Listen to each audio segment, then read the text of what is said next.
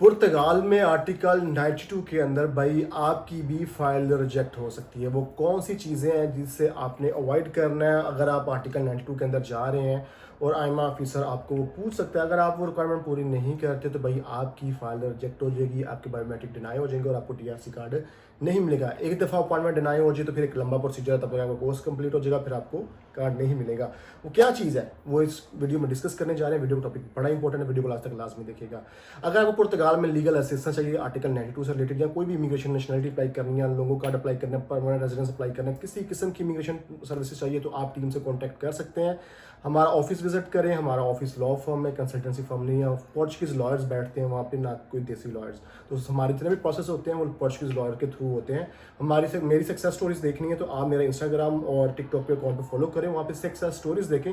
हमारी सारे जितने भी प्रोसेस हैं बाय लॉयर होते हैं। अपॉइंटमेंट्स भी आ रही हैं, कार्ड भी आ रहे हैं, धड़ाधड़ आ रहे हैं आर्टिकल 92 के अंदर, क्योंकि हमारे पास पोर्चुगीज़ लॉयर है। हम फेस टू फेस आप पोर्चुगीज़ लॉयर के साथ इंटरेक्ट करते हैं। आप ये नहीं कि आपने देसी बंदे ने आपका केस लिया, पता नहीं लॉयर कौन है कौन नहीं, और आपको पता भी नहीं है आपका केस किधर जा रहा है क्या जा रहा है। बाद में देसी लोग जो है ना आपको बताते भी नहीं है। सबसे पहले चाहिए आपको कोई लीगल असिस्टेंट, तो डिस्क्रिप्शन में और स्क्रीन पर नेम भी आ रहा है, टीम से कॉन्टैक्ट कर सकते हैं। अच्छा, बात करते हैं पहले, सबसे पहले ये मैसेज पढ़ें भाई का। ये मैसेज क्या है कि भाई ने किसी के थ्रू जो है वो आर्टिकल 92 अप्लाई किया था, बायोमेट्रिक डिनाई हो गए, फालता आ गया, फालता भी पूरा करने की कोशिश की लेकिन फिर भी रिजेक्ट हो गया, फाइल रिजेक्ट हो गई आपकी। अब आपको इस भाई को कार्ड नहीं मिलेगा। फिर मैंने भाई से पूछा आपका लॉयर कौन था, तो माशाल्लाह देसी लॉयर। जैसे आपको पता है कि यहाँ पे हर बंदा सड़कों पे घूमने वाले टिकटॉकर और वो भी सारे लॉयर कहते हैं, और फिर भी आपका बेड़ा गर्क कर देते हैं। आप ऐसे बंदे के हाथ में चढ़ जाते हैं, पैसे भी आप डबल पे करते हो और आपका काम भी नहीं होता। ये 6-6, 7-7, 8-8 हज़ार यूरो आपसे ले रहे हैं और काम भी आपको इस तरह बेशुमार केसेस ऐसे जो हमारे पास आते हैं, जो फाइल रिजेक्ट होगी, पैसे खा गए लोग, ये करके वो करके, क्योंकि देसी हैं, उनके पास कोई पोर्चुगीज़ लॉयर नहीं है, उनकी कोई मामला नहीं है। आप डायरेक्ट लॉयर के नहीं मिल पाते, आपका केस कंसल्ट नहीं कर पाते, आपको पता नहीं होता आपका केस जाके दर है। अगर आपके डॉक्यूमेंट्स 110% पूरे हैं तो भाई सवाल ही पैदा नहीं होता कि इमिग्रेशन ऑफिसर आपकी फाइल को रिजेक्ट करे। अब इसमें जो सबसे बड़ी जो प्रॉब्लम आ रही है जो लोगों को, जिसमें आपने भी ख्याल रखना है, आप जब पुर्तगाल के अंदर आते हैं आर्टिकल 92 के अंदर, तो आप स्टडीज़ कर रहे हैं, आप जॉब बेस पे नहीं कर रहे, आप स्टडीज़ बेस पे टीआरसी अप्लाई कर रहे हैं। पहली बात है, ये जितने भी लोग हैं ये आपको सिर्फ ओनली स्टडी वाला कार्ड करवा के दे रहे हैं। ये स्टडी प्लस वर्क वाला कार्ड नहीं करवा के दे रहे। स्टडी वाला कार्ड जो होता है वो एक तो उस पर आपको काम करना अलाउ नहीं होता, फिर उसको रिन्यूअल के लिए बड़े झंझट होते हैं, आप बिल्कुल काम नहीं कर पाते। अगर आप काम करते भी तो लीगली राइट्स नहीं होते, तो आप पे प्रॉब्लम आ सकती है रिन्यूअल के ऊपर। जो स्टडी प्लस वर्क वाला कार्ड होता है उसमें आपको काम करने की फुल टाइम परमिशन होती है, और वो रिन्यूअल में भी काफ़ी चीज़ें ईजी होती है, कॉम्प्लिकेशन ज़्यादा नहीं होती उसके अंदर, वो ईजिली रिन्यू भी हो जाता है। अब बात ये कि प्रॉब्लम कहाँ आती है, जब आप स्टडी कार्ड अप्लाई करते हो, वर्क बेस पे नहीं करते अप्लाई, तो मीन्स ऑफ सब्सिस्टेंस। अब ये जो भाई साहब हैं जो ये देसी पार्कों में घूम रहे होते हैं माइक उठा के और इधर उधर, इनको मीन्स ऑफ सब्सिस्टेंस का पता नहीं। मीन्स ऑफ सब्सिस्टेंस का मतलब क्या होता है? मीन्स ऑफ सब्सिस्टेंस का इजी वर्ड में कह लें कि आपकी फाइनेंशियल कंडीशंस क्या है, आप किस तरह सर्वाइवल करेंगे, आपके पास पैसे क्या हैं, कहाँ का आपका जो सर्वाइवल वे है, कहाँ से पैसे आएंगे, इनकम कहाँ से आएगी, स्कूल की स्टडीज़ कैसे कंप्लीट करोगे, फीस कैसे पे करोगे, खाना पीना कैसे मैनेज करोगे। तो मीन्स ऑफ सब्सिस्टेंस ये है कि आपने अपनी आपको एक स्टेबल इनकम होनी चाहिए, और इजी वर्ड्स में समझा रहा हूँ जिससे आप यहाँ पे सर्वाइव कर सकते हैं।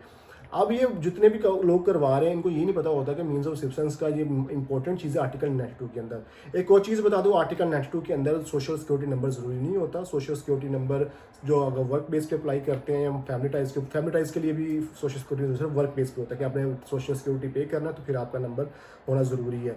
आर्टिकल 92 के अंदर हेल्थ नंबर आपका ज़रूरी होना चाहिए, और उसके बाद ये जो मीन्स ऑफ सब्सिस्टेंस है इसका प्रूफ आपने लाजमी है, और हेल्थ इंश्योरेंस होनी चाहिए या एसएनएस नंबर आपका हेल्थ नंबर।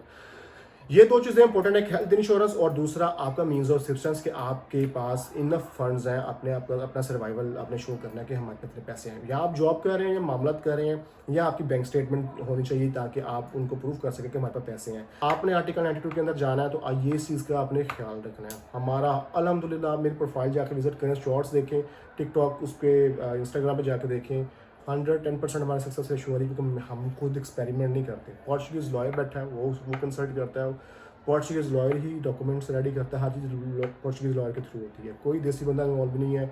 ये नहीं है कि आपसे पुर्तगाल में जो है ना वो जैसे होता है कि लॉयर्स का पता ही नहीं होता, तो आप पोर्चुगीज़ लॉयर के थ्रू प्रोसेस करते हैं तो आपका 110% कार्ड आता है। आर्टिकल 92 के अंदर एक और भी सबसे बड़ी प्रॉब्लम आ रही है आजकल कि अपॉइंटमेंट की अपॉइंटमेंट जैसे आपको पता है कि नहीं मिल पा रही। कई लोग कहते हैं कि हम वकीलों को, कई वकील ऐसे हैं जो कहते हैं कि देसी कहते हैं, वकील तो नहीं कहते, वैसे देसी कहते हैं कि हम आपको पैसे पूसे दे के कहीं कहीं ना से डेट ले देंगे।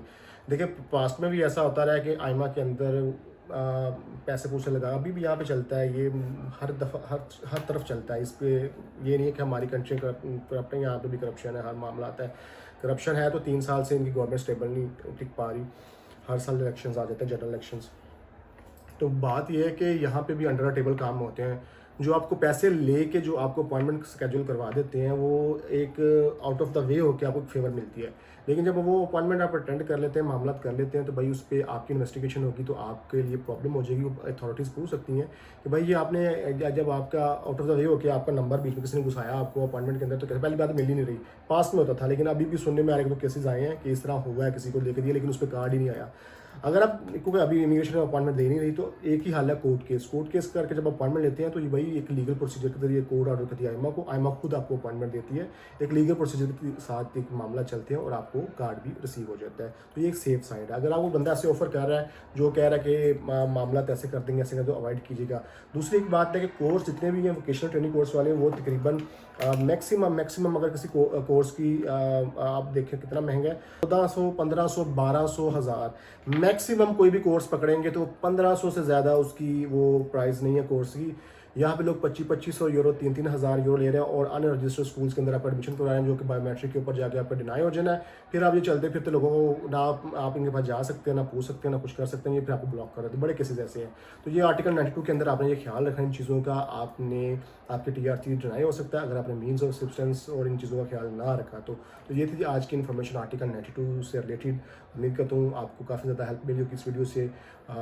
वीडियो को शेयर भी कर दे करें, आपके शेयर करने से, कमेंट करने से, लाइक करने से हौसला अफजाई होती है। मिलते हैं नेक्स्ट वीडियो में एक नई इन्फॉर्मेशन, एक नए टॉपिक के साथ। अपना बहुत सारा ख्याल रखिएगा। अल्लाह हाफिज़।